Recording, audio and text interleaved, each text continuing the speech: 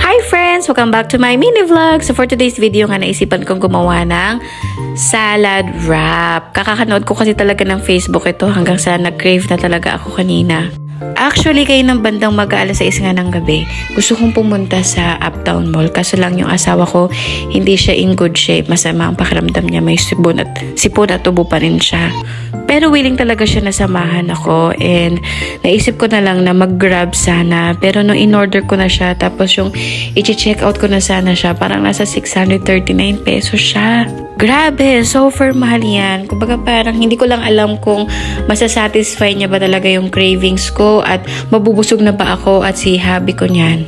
Kaya nag-think twice ako, wow char. Sabi ng husband ko magluluto na lang daw siya ng aming dinner. So nagluto siya ng ginisang itlog na may kamatis, tapos meatloaf. Tapos habang nagluluto siya, sabi ko labas lang ako at naisipan ko na nga bumili ng mga ingredients. Naalala ko merong tortilla wrap nga dyan sa may dali malapit sa amin. Tapos malapit dyan sa dali meron dyang maliit na palengke. Pero grabe!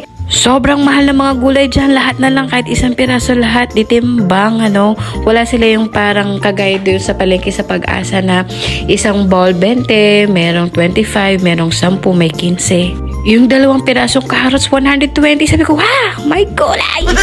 So, andyan na po yung procedure kung paano ko siya ginawa. Ayan, gayahin nyo lamang siya. Nako, super sarap nito mga friends, kaya i-try nyo na. At sabi nga ng mga kapatid ko, masarap din daw yung tortilla wrap kasi medyo crispy siya. So, yun lamang po, samahan nyo muna po ako mag-mukbang. Tara! Hi friends! Ayan, gumawa ko nito. Epic fail siya kasi dapat shawarma wrap ang bibiling ko tortilla. Tortillas wrap pala yung nabili ko. Pero, not bad for the first time naman. Medyo maanghang lang yung tuna. So, let's try natin ito. Kung ikakasarap ba.